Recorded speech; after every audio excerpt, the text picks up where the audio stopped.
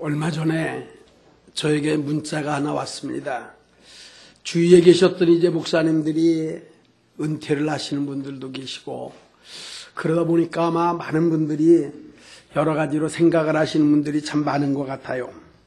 한 분이 저에게 문자가 오기를 그런 문자가 왔습니다. 우리 세대보다 조금 앞서 계셨던 분들은 다 잘 아는 것처럼 우리나라에서 연예인이라고 그러면 몇 분들에 대한 이름들만 배워도 잘 알 수 있는 분들이 있습니다. 신송일 씨나 엄앵란 씨 같은 분들이 정말 참 한 세대를 이렇게 많이 사람들에게 나타나기도 했고, 조금 위에 시대는 사람들이 최은희 씨라고 하는 분입니다. 아마 우리 연세가 좀 조금 드셨던 분들은 최은희 씨 그러면 이분이 어떤 분인가라고 하는 것을 잘 아실 줄로 압니다. 한 시대에 미모를 제일로 갖췄다고 그러고, 또 지적으로나 이 모든 문제들로 정말 많은 사람들에게 이렇게 추앙을 받고 많이 인기를 누렸던 분인데, 이분에 대한 이야기가 아마 저에게 이렇게 문자로 와서 보았더니 그렇습니다. 목사님은 어떻게 세상을 사셨어요? 그렇게 이제 그거는 본인이 그냥 써서 보낸 것 같으면서, 90세가 넘은 최은희 씨는 현재 경기도 요양병원에 인적이 한적한 곳에 계시다는 거예요. 한동안에는 모든 돈, 명예, 미모, 화려함 모두를 가지고 많은 사람들에게 우러럼을 받고, 그리고 정말 참 선망의 대상이 됐던 분이 지금은 경기도에 있는 한 요양병원에 외롭고 쓸쓸하게 살고 있으면서 그가 하는 말이, 내 나이가 90이 지금 넘었는데 이제 사랑하는 자녀들을 아마 직접 낳는지는 모르지만은 이제 들리기는 내가 직접 낳지는 않았지만 4명의 자녀들에게 단 하나도 남겨줄 곳 없는 이러한 삶을 지금 살고 있다고 이제 이렇게 얘기를 하면서 몇 가지 이렇게 더 이야기를 하면서 마지막에 그런 얘기를 썼더라고요. 이분으로 말하는 것 같다고 그러면 우리나라뿐만 아니라 이제 북한에 있는 김정일 씨도 아마 그에 대해서 그를 납치했다고, 신상옥 씨하고 납치했다고 하는 소식들을 저희가 들은 적도 있고, 또다시 이제 우리나라로 다시 이렇게 또 오기도 하는, 참 어떻게 보면 파란만장한 세월을 사셨던 분 같아요. 근데 그분이 병상에 있으면서 하는 말이, 내가 세상을 떠나 죽게 되면 김도향 씨를 불러서 나는 참 바보처럼 살았군요 라고 하는 노래를 장송곡으로 불러달라, 그렇게 얘기를 썼다는 거예요. 아마 우리 김도향 씨 그러면 좀 아시는 분들은 알 겁니다. 요즘엔 보니까 수염을 하얗게 크게 해서 난 참 바보처럼 살았군요. 그렇죠? 많이 들었던 찬송, 왜 얘기입니다. 찬송이 아니고. 그분이 난 참 바보처럼 살았군요. 90세가 넘었던 이 최은희 씨가 그렇게 이제 얘기를 하면서 마지막 불러달라고 하는 그런 이제 글을 저한테 보내면서, 목사님은 어떻게 사셨어요? 이렇게 왔더라고요. 그래서 저는 그 문자를 딱 보면서 머리에 떠오르는 게 하나 있었습니다. 우리가 이제 대개 알고 있었던 1899년 탄생하셨던 김한란 박사가 있습니다. 이분이 1899년에 탄생하고 1970년에 세상을 떠난 이후에 한국에서는 최초의 여자 박사로서 뿐만 아니라 이화여대의 총장을 지내면서 때를 따라서는 많은 어려운 시대 때에, 일제나 많은 시대 때에 큰 어려움과 고통을 많이 받으면서도 오직 하나님의 말씀과 믿음을 잘 지키면서 후학들을 잘 가르치고 씌워줬던 이 김한란 박사는 마지막 세상을 떠나면서 하는 말이, 여러분, 내가 세상을 떠났을 적에는 슬프거나 안타까운 장송곡을 부르지 말고 저 천국에서 지금 나를 환송한다고 하는, 천성에서 지금 나를 기다리고 나를 지금 받아들이려고 하는 그런 환송곡을 꼭 불러달라고. 그래서 슬프거나 이런 게 아니라 기쁨으로. 이래서 이 장례 예식장이 슬프다든지 어려운 게 아니라 최고의 기쁘고 즐거운 이러한 하나의 음악회가 됐다라고 하는 이런 소식을 제가 듣고 아마 저희 교회에서도 잠시 제가 이런 이야기를 한 적이 있습니다. 죽음이라고 하는 것은 우리들에게 누구나가 다 한 번씩 오는 것 같은데 어떤 분은 부탁할 때에 난 참 바보처럼 살았군요. 이렇게 노래를 불러달라는 사람이 하나 있었는가 하면 또 한 분은 나에게 어떤 슬픈 노래가 아니라 천국에서 나를 맞아들인다라고 하는 이런 기쁘고 감사한 찬송으로 불러달라고 하는 이런 분이 있는 것을 제가 이렇게 이제 머리에 떠올라서 생각을 해봤어요. 아, 그렇구나. 사람은 우리가 살아가는 동안에 참 많은 과정들도 있고 어려움도 있고 힘든 일들도 있는데 그러한 삶들을 어떻게 살아왔을까 생각을 해보게 됩니다. 저 역시도 그래서 이제 이런 문자를 받고 이제 며칠 동안 생각을 많이 해봤어요. 그러던 가운데에 오늘 우리 찬양을 불렀던 우리 정다운 그리고 김지우 양이 제 막내 아들입니다. 막내 아들인데 여기 올 때 8개월 때 데려왔고 8개월 때 성남서 이렇게 살다가 이제 이곳에서 이렇게 오게 돼서 집을 이제 세를 놨는데 집이 이 가양동에 그때만 해도 집이 잘 없더라고요. 우리 박임순 검사님 나오셨네. 예, 잘 아실 거예요. 잘 아실 거예요. 예, 그 순간에. 그래서 우리 피아노 치는 연주하고 우리 연진이 그때 3학년, 2학년 때 큰 집에서부터 큰 집이 성남에 있는 은행동이거든요. 중동에 있는 이제 제일 국민학교로 다 다니게 하고 다운이 8달 됐을 때에 다운이를 데리고 저희는 이제 천호동에 그때 장인어른이 강동교회를 짓기를 원해서 그 교회를 이렇게 이제 그 담보를 놓고 교회 지하실에 사셨어요. 강동교회가 이제 지하실만 들어갔을 때. 그래서 다운이를 데리고 저희들이 이제 강동교회 지하실에서 살면서 이곳에 와서 예배를 드리고 돌아가고 그런 생각을 하다 보니까 어연간 34년, 35년이 이렇게 되어서 난 참 어떻게 살았나. 난 어떻게 살았는가라고 하는 생각을 많이 해보면서 참 하나님의 은혜 가운데 하나님의 사랑 가운데 내가 여기까지 이렇게 살아왔구나. 그리고 무엇보다도 우리 같이 해주셨던 많은 우리 성도님들 우리 많은 분들에게 한 번 더 이렇게 일일이 이렇게 잘 생각을 해보면서 머리에 떠올리면서 감사를 이렇게 드렸습니다. 오늘 어떻게 살면 우리가 한 사람은 정말로 이제 마지막 죽음을 앞에 놓고 하늘나라에서 하늘의 천사들이 나를 지금 기다리고 나를 지금 맞이하려고 있으니 최고의 기쁨으로 음악회를 열어달라고 했을까? 그런 생각을 하면서 이분은 다른 것보다도 오늘 시편 23편처럼 다윗이 그가 가장 기뻐하고 또 가장 즐겁게 부르고 또 다윗뿐만 아니라 지금 수많은 사람들이 시편 150편 가운데서 제일로다가 즐겨할 수 있을 만한 이 시편 23편의 말씀처럼 우리 하나님 여호와를 목자로 모시고 살았기 때문이구나. 그래서 마지막 죽음도 하나님 앞에 감사로 영광을 돌리지 않았나 이렇게 생각해서 오늘 그런 생각을 이렇게 며칠 동안 이렇게 혼자 해보면서 오늘은 저희들이 이제 이 시편 23편은 너무나도 잘 아시는 말씀 아닙니까?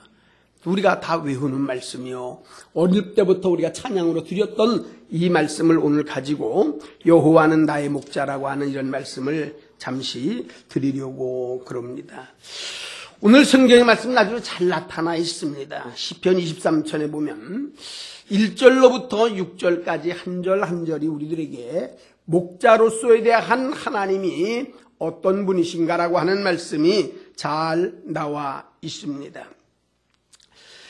23장 1절 그대로 놓고 보면 하나님을 목자로 삼는 사람들, 이 사람들은 부족함이 없게 하신다는 겁니다. 세상을 살아가는 동안에 부족함이 없게 한다.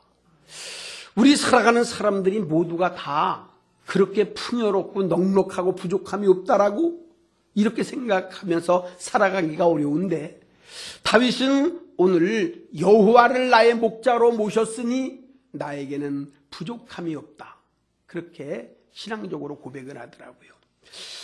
2절에 우리가 놓고 보고 그러면 그는 나를 풀밭에 누이시며, 풀밭에 누워서 때를 따라 평안하게 내 인생을 인도해 주신다라고 하는 거예요. 우리가 살아가면서 어디 그렇게 다 평안한 삶이 어디 있겠습니까? 다 힘들고 어렵고 이런데, 이 다윗 왕은 이제 여호와를 목자로 삼았으니 나를 푸른 풀밭에 누이신다. 그래서 그 양들이 풀밭에 눕는다라고 하는 것이 쉽지가 않다는 거예요. 그래서 그 양에 관하여서 이렇게 제가 조금 몇 가지를 찾아봤더니, 양에 관한 말씀들이 참 많이 나오고, 또 성경에서도 이제 목자와 양에 관한 말씀들을 이렇게 많이 해주시는데, 그 가운데에 양의 특성이 하나 있는데 잘 눕지를 못한다는 겁니다. 양이. 그러니까 왜 눕지를 못하는가 그랬더니, 이 양이 겁이 많다는 거예요. 겁이. 그래서 의외로 두려움이 많아서 이제 자기가 안전하다, 이 정도는 괜찮을 거야 라고 하는 그러한 사실이 확인되기 전에는 눕질 않는다는 거예요. 조금만 불안하다든지, 조금만 무슨 이제 두려움이 있다든지 그러면 눕질 못한대요. 그가 스스로 놓고 볼 때, 이 정도는 안전하다, 이 정도는 평안하다, 그런 생각이 들어야 양이 눕는 그런 습관이 있다는 거예요. 그래서 오늘 이 다윗은 여호와가 나를 푸른 풀밭에 눕게 하신다는 그 말씀이, 이 양들은 두렵던지 아니면 안전하지 않다고 생각이 되면 눕지를 못하는데, 여호와를 목자로 모시다 보니까 두려움도 사라지고 이제는 안전하다, 그런 마음이 있어서 이렇게 잘 누울 수 있지 않았나. 저와 여러분들도 오늘 예수 그리스도를 목자로 삼고 그 말씀대로 믿음대로 우리가 살아가게 되면 양들이 누울 수 있을 것 같은, 우리들에게도 모든 두려움도 사라지고 안전하고 평안한 길로 인도하실 것을 생각하면서 저와 여러분들이 예수 그리스도를 목자로 삼고 믿음으로 꼭 승리하실 수 있기를 바랍니다. 양이 왜 눕지를 못하는가 그랬더니, 양도 계층, 그런 그 질서가 있다는 겁니다. 모든 게 다 질서가 있잖아요. 근데 특별히 이 양들이 질서가 있는데 서로가 이렇게 무슨 닭대를 지어서 막 이러지 못한다는 거예요. 그래서 혹시라도 이 양들 가운데서 우두머리끼리 싸움을 하고 그런다니 그러면 그걸 보고만 있다가 불안해가지고 암만 있어도 피곤해도 눕질 못한대요. 그러면서 이 싸움이 다 끝난 후에, 누가 이기는 다 끝난 후에나 그때나 이제 누울 수 있다는 겁니다. 그러니까 모이기는 좋아하는데 같이 대항해서 싸울 수 있을 만한 힘이 없어요. 양들은 그래서 목자가 정말 필요하다는 겁니다. 덩치는 큰 것 같고 그런데 조그만 어떤 육식동물만 하나 나타나도 꼼짝을 못한다는 겁니다. 대항하지도 못하고요. 우리가 할 때 대항할 만한 게 특별히 없는 것 같아요. 생김새 자체가 그렇지 않습니까? 무슨 잘 달리기를 하겠습니까? 무슨 그랬다고 해서 무기가 특별한 게 있겠어요? 양을 가만히 놓고 보니까 무기라고 하면 어떻게 보면 뿔 같은 건데, 뿔인데 그나마도 뿔도 뒤로 이렇게 딱 젖혀져가지고 이건 무슨 그래서 이 어떤 이렇게 방어할 수 있는 능력도 없다는 거예요. 이게 모든 게 다 끝나기나 하면, 그래서 이 목자가 꼭 필요하다는 겁니다. 그래서 그 목자가 이렇게 날 돌보는 거예요. 그래서 이 우리들에게 다시 한번 누울 수 있는 일들은 지금 우리들에게는 얼마나 많은 사람들의 어려움이 있습니까? 이제 사업하시는 분들, 살아가는 우리가 많이 힘들고 어렵지만 이제 이 바로 누울 수 있는 모든 게 악한 사탄과 불의의 권세와에 대한 싸움에서 승리하는 것처럼 끝나는, 그러니까 여호와를 목자로 삼고 믿음으로 씌워지는 사람들에게는 모든 원수 마귀들로부터 능히 이기게 하셔서 쉴 수 있도록 들어놓을 수 있도록 해주신다는 거예요. 저와 여러분들이 이런 예수 그리스도를 목자로 삼고 어떤 어려움이나 위태로움이 있어도 편히 누울 수 있는 귀한 축복이 넘치실 수 있기를 예수님의 이름으로 축복합니다. 양은 남달라게 그 세심하고 그도 생긴 것과 달리 민감하다는 거예요. 그래서 무슨 팔이나 그 외에 이 조그만 것들이 이렇게만 날아다니고 이 분위기가 조금만 혼란스러워도 못 눕는데요. 눕질 못한대요. 이 양이. 그렇기 때문에 이 양이 누울 수 있는 것은 뭐냐 하면 조금이라도 시달리는 일이 있으면 눕질 못한다는 겁니다. 그 양의 특성이. 그래서 그런 걸 가만히 생각하니까 우리가 그냥 나 혼자 스스로 살 것 같으면 누울 수 있는 길이 없겠구나. 그런 생각이 많이 들더라고요. 얼마나 세상이 민감합니까? 조금만 있어도 사회가 얼마나 혼란스럽고 어려워요. 그러니까 그대로만 있으면 한 번도 누울 수가 없을 것 같아. 그런데 이제 여호와가 나를 눕게 하신다. 이런 말씀들은 우리들에게 조그만 일 같은 것도, 세심한 일도, 우리가 민감하게 생각하는 일까지도 여호와를 목자로 삼으면 그 목자가 우리를 인도해 주실 거라고 하는 그런 마음 때문에 이 다윗이 이 시를 쓰면서 하나님 앞에 감사하고, 하나님 나를 이렇게 편안히 눕게 해주시니 감사합니다. 이렇게 시를 쓴 것 같아요. 네 번째로는 양은 꼴을 아주 배부르게 먹지 못하면 눕질 않는다네요. 하여튼 배가 퉁퉁하게 잘 먹어야만 눕지 조금만 배가 고파도 눕는 성격이 아니라는 거예요, 양이. 그러니까 눕게 하셨다라고 하는 것은 놓고 보니까 배부르게 먹여주셨다는 거더라고요. 그러니까 뭐 어렵게 이렇게 생각나 다윗이 하나님 앞에 그가 나를 푸른 풀밭에 누이신다. 그러면서 이제 눕게 하실 수 있는 그런 일들이 때를 따라서는 두려움에서 벗어나게도 하시고, 때를 따라서는 많은 싸움에서 승리하게도 하시고, 세심한 일까지도 책임져 주시고, 때를 따라서는 배부르게 하시고, 이러니까 누울 수 있었다는 거예요. 우리 여호와 하나님을 믿는, 믿음으로 사는 우리가 얼마나 참 감사하고 행복한가라고 하는 것을 한 번 더 우리가 알 수가 있겠습니다. 3절에 대한 말씀은 영혼을 소생시키시는 일이 있다는 겁니다. 영혼을 소생시킬 뿐 아니라 육체의 삶들도 소생시킨다라고 하는 말은 새로운 힘을 더해서 새롭게 살아갈 수 있는 힘을 주신다는 거예요. 그러니까 우리 여호와 하나님을 목자로 삼는 사람들은 소송하는 힘이 있다. 우리가 살아가는 동안에는 나도 모르는 사이에 힘들고 어렵고 지치는 종 많습니다. 그러나 여호와를 목자로 삼으면 소송하는 힘이 되게 하신다. 때를 따라 어렵고 힘든 일이 있으십니까? 우리 지금도 하나님을 목자로 모셨고 예수 그리스도가 목자가 되셔서 오늘까지 이렇게 왔으니 우리가 한 번도 이 목자 되신 예수 그리스도 마음에 잘 모심으로 말미암아서 저와 여러분들이 우리가 다시 소생하는, 소생은 영혼도 소생하는 일들이 있어야 되고 육체들도 마찬가지입니다. 육체도 건강한 역사가 꼭 일어나야 돼요. 늘 우리가 기도하지만 정말 하나님 앞에 우리들이 때와 기간이 다 되어서 우리들이 몸도 아프고 힘들고 하는 것은 누구나 한 번씩 오는 겁니다. 그러나 연한이 잘 되어지질 아니하고 아직도 씌워질 수가 있는데 육체가 연약하고 힘들어한다라고 하는 것은 우리가 하나님 앞에 이 일들만은 해결되어지지 않겠냐라고 하는 것이 많은 분들이 바람이기도 하지만 저의 바람이기도 합니다. 그래서 저는 그런 기도를 지금도 빠짐없이 합니다. 하나님, 저희 교회에 연로하셨던 분들은 때를 따라 어떻게 합니까? 세월이 많이 가다 놓고 보면 허리도 굽고 눈도 잘 안 보이고 귀도 잘 안 들리고 이거 뭐 누구나가 다 한 번씩 오는 거지만 그러나 그럴 때가 되지 않아서 힘들고 어려운 분들이 있다면 이거는 하나님이 소송하는 힘을 주셔야 되지 않습니까? 소송하는, 다시 일어날 수 있는 힘을 달라고 또 이래야 되지 않겠느냐라고 하는 것이 하나님 앞에 기도하는 내용입니다.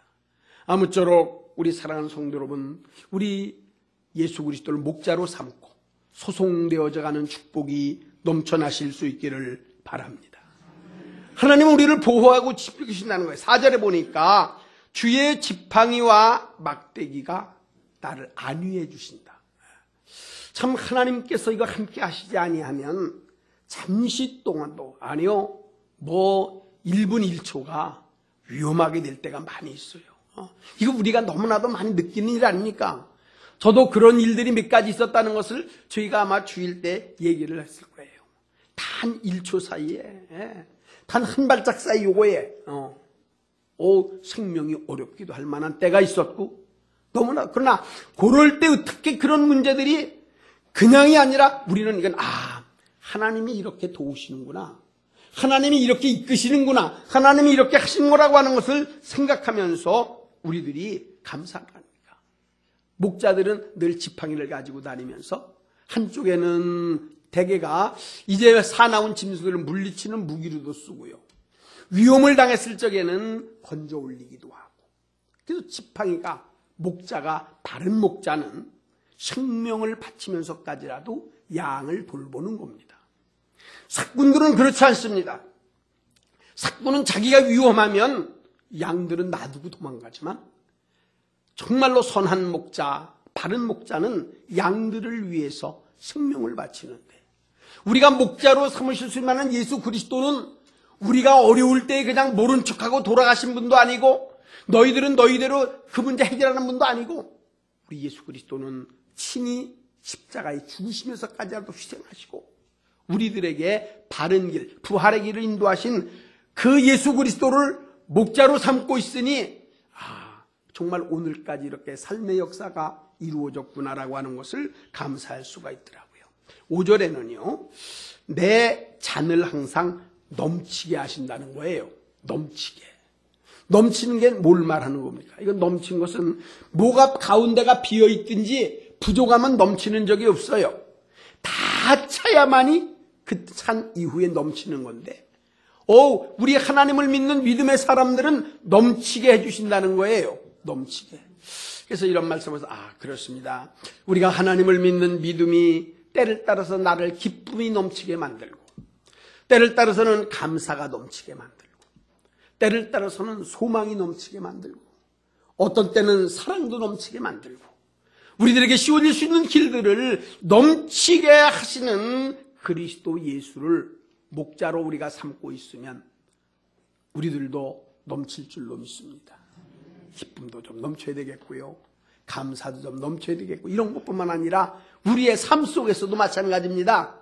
자녀들을 통한 일이라든지 아니면은 물질이나 사업에 대한 모든 일들을 놓고 보면서 우리들이 넘쳐난다고, 다 채워지고 넘쳐나는 이런 일들이 있어야 되겠다는 거죠.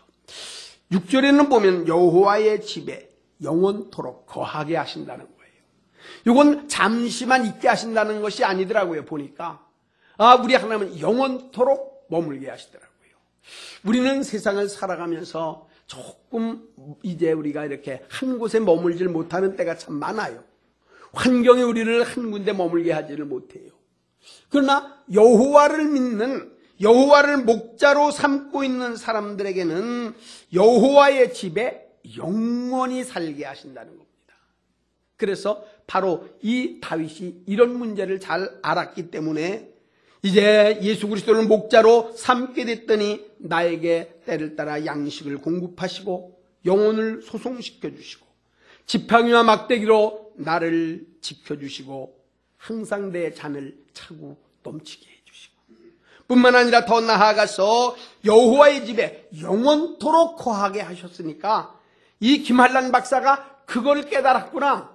평생에 예수 그리스도를 목자로 모시고 살았으니까 이제 나는 여호와의 집에 영원히 거할 수 있겠구나. 그러니까 환송곡을 가장 기쁨과 즐거움과 하늘나라 천군 천사들이 나를 지금 환영한다고, 영접한다고 죽음을 앞에 놓고 그러면서 그 찬송을 불러달라고 했을 게 아니겠어요. 우리 사람들에게 많은 분들이 아마 이런 임종도를 많이 보셨을 거지만 목사만큼은 잘 못 보셨을 겁니다. 그래도 목사는 많이 봅니다. 그러니까 마지막 순간. 그런데 우리가 이 마지막 순간을 정말 그의 얼굴들이 평안하고 정말 하나님의 나라에 내가 지금 나를 영접하고 부르신다라고 하는 믿지 않는 그러한 하나님을 모르고 그리스도를 모르는 사람하고는 마지막 순간이 달라요. 뭐 이건 제가 여러 번 보았고 느꼈고 체험했던 것이니까 얼굴 자체가 다른데요. 우리 모두가 이 여호와를 목자로 모시고 오늘 정말 참 이렇게 하나님 앞에 우리가 크게 영광을 올리는 다윗이 신앙을 고백한 것처럼 올해도 또 한 번 1년이 지나가고 또 하다 보니까 저와 여러분들 우리 모두가 지금까지 우리 모든 분들이 하나님을 목자로 삼으셨고 여러분들은 양처럼 아마 순종도 잘하시고 잘 따르고 씌우셨지만 한 번도 우리의 삶을 잘 생각해서 이제 양으로서 목자 되신 예수 그리스도를 잘 모시고 살면 오늘 시편 23편에 대한 놀라운 은혜와 축복이 여러분들에게 넘쳐나실 줄로 믿습니다. 그러기 위해서 이제 오늘 오후에서부터 부흥회가 시작이 돼요. 부흥회도 저희들이 1년에 한 번, 두 번씩 이렇게 해왔었습니다. 어느 부흥회라고 우리가 기대를 안 했겠습니까마는 어느 부흥회라고 하나님의 은혜가 없었겠습니까? 늘 말씀하는 것처럼 하나님께서 필요한 분들에게는 사모하는 분들에게 씌워주셨던 분들은 꼭 은혜를 필요하고 적절하게 내려주신 것을 저는 지금까지 보아봤어요. 제가 이렇게 가만히 보니까 저희 교회에서 어연간 부흥 집회를 약 한 50회 이상 했어요. 50회. 그랬는데 그때마다 꼭 필요한 분들 또 필요하고 적절했던 분들에게는 이제 꼭 하나님의 귀중한 은혜를 받는 그런 집회가 꼭 됐었고요. 올해도 지금도 마찬가지입니다. 올해도 우리들이 이렇게 가을에 대한 우리가 부흥송회를 시작하면서 올해도 또 이 가을 부흥송회도 분명히 하나님은 계획을 하고 계실 겁니다. 알고 계실 겁니다. 꼭 필요한 분들에게는 무엇이 필요한지 그것은 우리가 나보다도 어떤 때는 하나님이 더 잘 아실 수도 있습니다. 하나님은 좋은 것을 주시는 분입니다. 생각한 것보다 더 많이 주시는 분들이기도 합니다. 그러니까 이번 우리가 부흥 집회에도 꼭 좀 정말 최선을 다하는 게 어디까지일까 생각도 많이 해봐요. 하나님 앞에 예배를 드릴 때 신령과 진정으로 예배드리자. 신령과 진정이 어떻게 드리는 예배가 하나님 앞에 신령과 진정으로 드리는 예배일까? 부흥송회를 통해서 우리가 최선을 한번 다하자. 어떻게 하는 게 최선을 다하는 걸까? 나름대로 생각을 해봅니다. 이러기 원하여서는 서로가 돕는 분들도 필요하고요. 희생하는 분들도 필요하고 결심하는 분들도 꼭 필요할 것 같아요. 그래서 저희 교회도 이렇게 연세 많으신 분들 또 불편하신 분들이 있으면 차량이라든지 아니면 함께 이렇게 편안하게 조금이라도 좀 유익하게 하실 수 있는 길들을 꼭 모색을 하려고 그래요. 그러니까 이번에도 아침, 점심, 저녁 시간마다 정말 좀 몸이 불편하신 분들은 괜찮으니까 우리가 감사하고 기쁜 마음으로 꼭 알려주세요.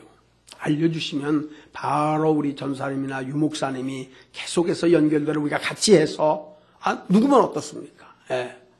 우리 같이 계셨던 분들 주위에 계신 분은 어떻고 장로님이 좀 운전하면 어떻겠어요? 아니 목사 제가 하면 어떻겠습니까? 괜찮습니다. 어느 때라도 만약에 얘기를 해서 그거 잘 안 맞으면 말씀만 해주세요. 새벽도 괜찮고 낮도 괜찮고 어느 때도 괜찮습니다. 좀 이렇게 해서 하나님의 말씀을 한 말씀이라도 그 말씀이 나와 이렇게 딱 부딪히게 되면 인생이 달라지더라고요. 정말 인생 달라집니다. 너무나도 감사한 일들로 달라지게 돼요. 저는 이제 늘 얘기하지만 이렇게 좀 집안에 큰 일들이 있고 그랬을 적에는 하나님의 은혜가 더욱 감사한 거예요. 어제 그 결혼식에 저희 친척들은 제가 이렇게 가만히 보니까 몇 사람 안 됩니다. 부르지도 않았고, 동네 정씨들 가운데서는 3명에게만 제가 알렸어요. 3명. 외갓집으로는 딱 한 분에게만 연락했어요. 고종사또요, 한 분. 없냐고요? 안 해요. 많아요. 고종들도 있고 이종도 있고 사촌도 있고 육촌도 많습니다. 그게 무슨 내가 잘한다고 자랑한다는 게 아니라 암만 내가 생각을 해봐도 믿는 것만큼, 믿는 분들만큼 그렇게 되지를 못하는 거예요. 그래서 하나님 앞에 참 감사하고, 그 모든 것들을 보니까 이렇게 됐던 게 뭔가, 여기까지 이렇게. 어저께 한 번 왔던 사람 가운데서 대학교 교수로 있는 조카뻘 된 사람한테 제가 그 전에 얘기를 했을 겁니다. 걔도 그 집안에서는 최고로 이렇게 한다고 하는, 어저께 이제 그 조카가 왔다가 가는데 10시쯤 넘어가지고서 전화가 하나 왔어요. 받았더니 안내 달랄까 또 술이 잔뜩 취해 있습니다. 우리 교회 몇 번 술 먹고 왔던 걸 아마 아시는 분들 계시더라고요. 어떤 때는 이 과일 한 박스를 갖다 놓고 내가 여기 목사님 조카라고 그러고, 있어요. 술이 잔뜩 취했어요. 그러면서 이런저런 전화를 하고 그러면서, 아저씨, 내가 놓고 보니까 우리 동네 종시에서는 아저씨만큼 3분이 없다는 거예요. 이럴 때는 아멘도 한번 좀 해주셔. 나는 우리 집안에서 제가 뭐 그러잖아요. 내가 첫 번째 예수 믿어가지고 다른 사람들이 놓고 볼 때에 지방 같은데, 그러니까 그래도 지금에 와갖고는 예수 믿는다고. 아저씨가 최고라는 거예요. 나는 이렇게 못 살았다는 거예요. 사랑하는 성도 여러분, 하여튼 오늘 저와 여러분들은 우리가 예수 그리스도를 목자로 꼭 한번 삼고 우리의 남은 삶을 잘 사실 수 있기를 바랍니다. 똑같이 인기를 끊었어도 그냥 난 바보처럼 살았군요라고 하는, 그렇게 부르는 게 아니라 천국에서 나를 인도한다고, 나를 천국에서 지금 기다리고 있다고 하는 그런 찬송으로 우리의 삶을 잘 살아 하나님 앞에 크게 영광 돌리실 수 있기를 예수님의 이름으로 축복합니다. 우리 이 시간에는 다 함께 한 음성으로 한번 기도하겠습니다. 하나님, 나는 어떻게 살아왔는지, 또 앞으로 주님 앞에 나는 어떻게 살 건지, 그리고 이번 부흥송에는 정말 하나님 앞에 사람의 생각보다는 하나님이 함께 해주셔서 이번에 꼭 필요하고 적절한 하나님의 은혜를 받는 시간이 되게 꼭 해달라고요. 담임 목사가 못하는 게 너무 많아요. 그래서 이럴 때일수록 우리 강사 목사님을 통해서는 하나님이 또 귀하게 여기실 수가 있습니다. 영육 간의 강건함도 물론입니다. 소송하는 일도 마찬가지입니다. 문제의 어려운 문제, 오늘 보니까 구하는 것을 이루어 주옵소서라고 하는 주제를 가지고 오신다는 거예요. 주제를. 이번에는 제가 주제를 낸 게 아니라 강사님이 내가 구하는 것을 준다고 하는 그런 주제를 가지고 오시기도 했고, 오시는 분이 물론 저희 교회 집회도 했습니다만은, 지금은 이제 우리가 백석측의 총장님도 하셨고요. 총회장도 하셨고, 사실은 어떻게 보면 쉬울 것 같아도 쉬운 일이 아닙니다. 대학 총장으로 계셨던 분이 이렇게 한 번씩 우리가 오는 것은 참 감사한 일이에요.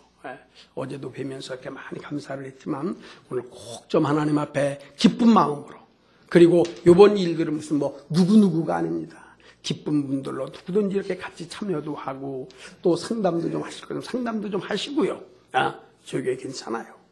언제게 꼭 모여서 하나님 앞에 영광 올리실 수 있기를 바랍니다. 한 음성으로 잠시 기도합니다. 하나님 아버지, 주님의 은혜와 사랑 속에서 인생이 어떻게 살아왔는가를 생각해 봅니다. 90여 년 동안